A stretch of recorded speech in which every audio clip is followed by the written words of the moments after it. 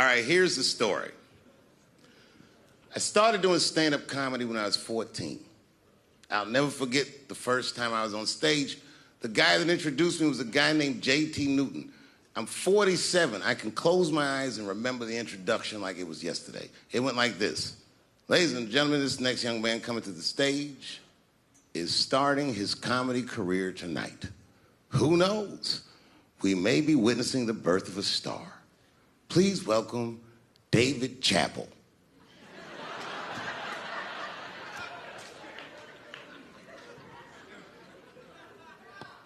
From the first time that I ever held a microphone, I was sure this was it. I knew I was home. I knew I had found my thing. And my God, man, I was a child. I got good. Matter of fact, I was good from the moment I started. And I'm not saying this to be a braggart. I'm telling you the truth. These old niggas was in awe of me. How is this little boy so poised? They used to say. I was. I mean, you know, I got better, but it started out good. About a year into it, when I was 15 years old, I had written a joke during the AIDS epidemic about having a Goodyear condom. Something, I don't even remember the joke. Something about an industrial strength condom by Goodyear. I just remember all the comedians really liked that joke. And there was an older comedian. And he came to me one night after the show, after he saw the joke, and he said, listen, I got an audition at another comedy club, and I was wondering, do you mind if I do that joke? I just want to borrow it. Now, I'm a kid. I don't know any better. I'm like, borrow it? Well, I guess, sure, if it'll help your career. I let him do the joke. And then weeks later, I was waiting to go on in a comedy club, and he went on before me, and he did the joke. And after the show, I pulled him aside, and I said, hey, man, I don't mind you borrowing my jokes, but you got to give them back. He said, oh, I forgot to ask you. He goes, let me buy that joke from you for $50. And I said, man, I'd do it, but I'm just starting out. I need all the material I can get. The idea being that the more material I can accumulate, the faster I'll be able to make money for my work. I said, I can't do it. I want my joke back. I'll never forget this. Remember, I was a 15-year-old child. This guy was a grown-ass man.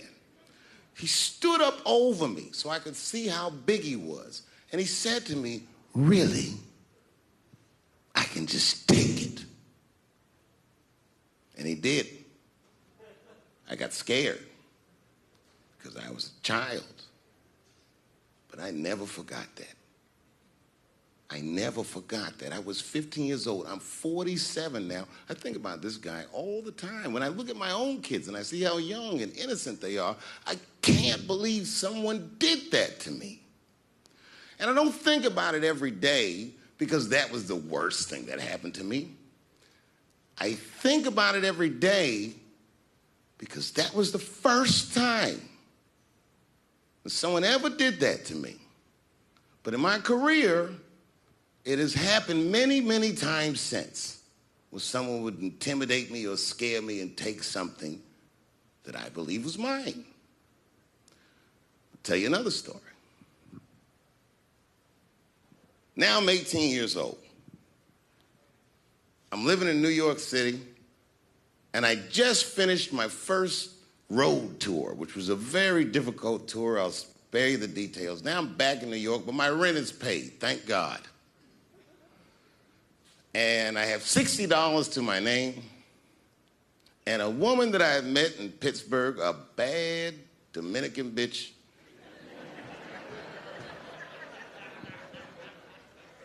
was coming to New York. She was going to spend the weekend with me. I couldn't wait for her to get there. She was coming that evening. But remember, I only had $60 for a whole weekend to entertain a bad bitch. Now I'm walking through Greenwich Village, and I see something I've never seen before. 3-card Monte. You know what that is?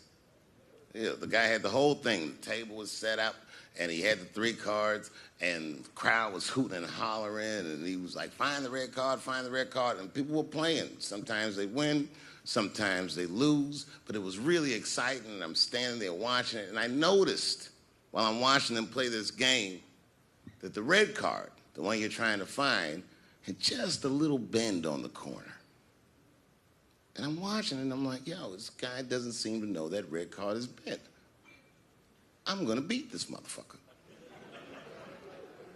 And I walked up to the table, and I said, let me play a hand. And I put my last $60 on that table, and he starts to shuffle and find the red card, find the red card. And I kept watching that bent card go around the table, make sure I kept my eyes on that bent card. And when he stopped shuffling, and he said, find the red card, I pointed to it with confidence. Here it is right here. And he flipped it over, and it was black. And he took my money. I couldn't fucking believe that. How did this nigga do that? Was that magic or sorcery? I was confused. So you know what I did? I sat there and I watched him for a real long time play the game. And I realized that all those people who was doing all that hooting and hollering and betting, my God, they were his friends. They were in on the whole thing. I felt so wronged. I felt so stupid. And then the next sucker came up to the table and was about to put his money down. And I said, fuck that, man. Don't put your money there. All these niggas is in on it. It's a trick. And when I said that, the guy that was dealing, and this motherfucker was huge, snatched me up by my collar. Feel how strong he was when he grabbed me. I was a skinny little guy. And he was gonna maul me. And the only reason he didn't, I'm sure, is because he saw the fear in my face.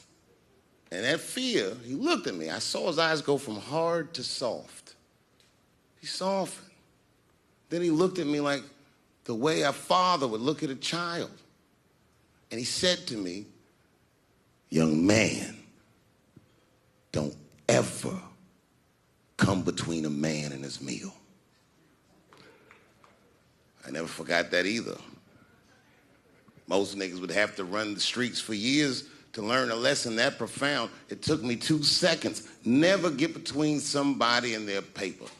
Taking a man's livelihood away from him is akin to killing him. Do you know why Prince, the famous rock star that was a friend of mine, do you know why he called himself the artist when he came back? He calls himself the artist because that's what they call us in our contracts. Oh, these contracts are crazy. You should hear the terminology they say in these contracts. To use your name and likeness in perpetuity throughout the universe. Who the fuck could possibly know what that means? Nobody does. It's so complicated, in fact, that when you're a kid like me, you have to hire somebody to tell you what that means. And you sit down at a table and you do the contract game. And that's how I got with Comedy Central. I signed a contract. But I signed the contract the way that a 28-year-old expectant father that was broke signs a contract. I was desperate. I needed a way out. And it wasn't good money and it wasn't good circumstances. But what else am I going to do, I said. And all these white people sitting at that table told me, trust us, Dave, it's a good contract. And I looked around the table and they all seemed to agree it was a good contract. But what if it was like that game of 3-card Monte? What if they were all friends and I didn't know it? And the bag of money was Iceberg's money in the first place.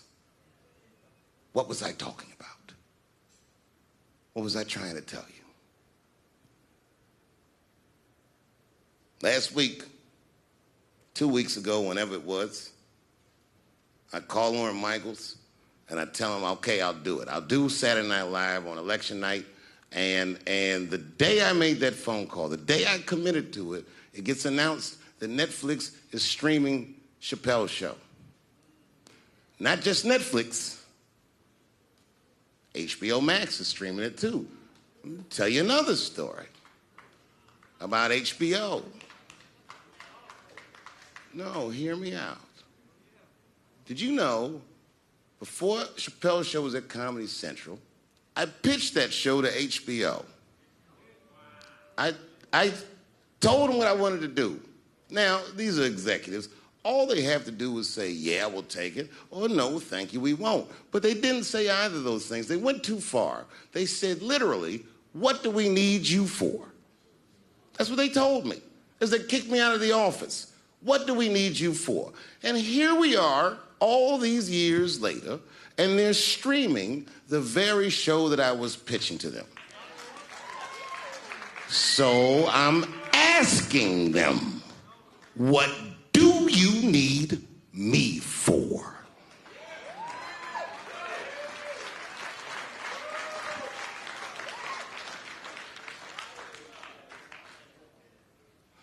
People think I made a lot of money for Chappelle's show. When I left that show, I never got paid. They didn't have to pay me because I signed the contract. But is that right? I found out that these people were streaming my work, and they never had to ask me, or they never had to tell me. Perfectly legal because I signed the contract. But is that right? I didn't think so either. That's why I like working for Netflix. I like working for Netflix because when all those bad things happened to me, that company didn't even exist.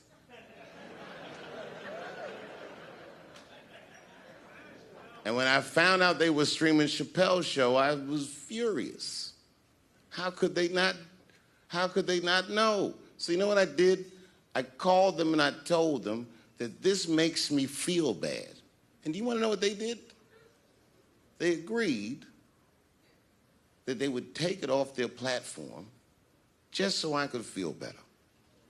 That's why I fuck with Netflix, because they paid me my money, they do what they say they're gonna do, and they went above and beyond what you could expect from a businessman. They did something just because they thought that I might think that they were wrong. And I do. I think if you are fucking streaming that show, you're fencing stolen goods. They stole that from me. They just took it. And I'm not up here trying to tell you guys that I believe that Comedy Central gave me a raw deal just because I'm black. I believe that they gave me a raw deal because this fucking industry is a monster. It's the same monster that these Me Too bitches was trying to tell you about. But they hate the monster for how it fucks. And I hate that monster for how it eats. But my God, man, it's the same monster. When I quit the show, all my friends would say, well, fuck them, Dave. Why don't you just do Chappelle's show at another network? Yeah. And why doesn't a slave run from one plantation to another plantation because the master over there might be nicer? My God, man, I was trapped. You know what? Tell you the truth. I've even thought about coming back and doing another Chappelle show. Well, but if I do, I can't call it Chappelle's show because my name and likeness is being used by them in perpetuity throughout the universe. It's in the contract.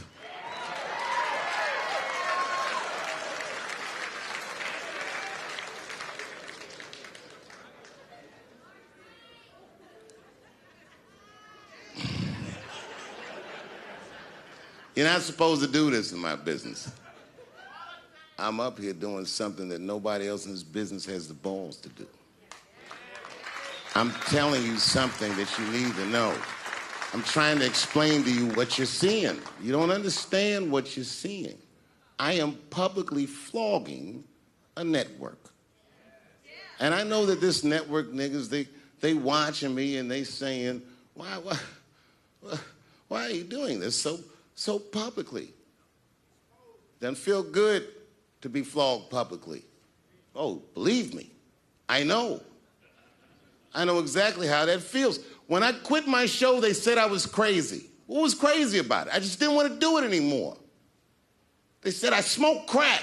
That's impossible. I was a devout Muslim. I didn't smoke or drink. But I do now, bitch, because you ruined my fucking life.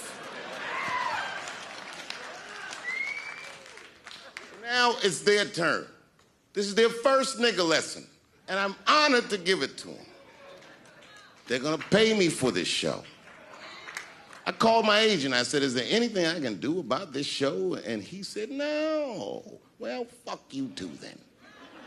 If you want something done right, I guess you got to do it yourself.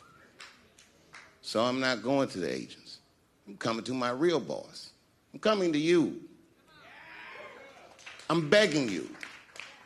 If you ever liked me, if you ever think there was anything worthwhile about me, I'm begging you.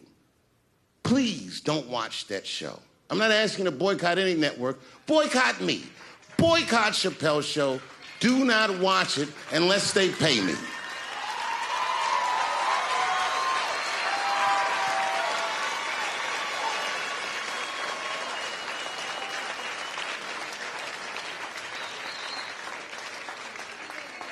If you're a shareholder at Viacom, then I'm talking to you. Because all that shit that they do to us, well, they do everything for their shareholders. That's what they told me. So if you're a shareholder in that company, tell them it's wrong. And if you don't believe that it's wrong, then fuck you too. You should know what's in the hot dogs you eat. Now, there's probably a bunch of people at Comedy Central and Viacom and all these places that have no idea what I'm talking about. They've all either quit or been fired or got Me Too'd or something. Them niggas is gone. And there's a whole bunch of new young people there, and they're probably looking like, what is he talking about? They may not actually know what the fuck happened to me. So I'll tell you what I'm talking about. Go downstairs to your accounting department, open the books, see what that show made, and look at what you paid me. That's exactly what I'm talking about. You're going to pay me. I am inviting you to come with me and work with me, and let's fight against that terrible, terrible feeling that you made me feel together. We can fight together and work this thing with Chappelle's show out. Or I can just take it. Thank you.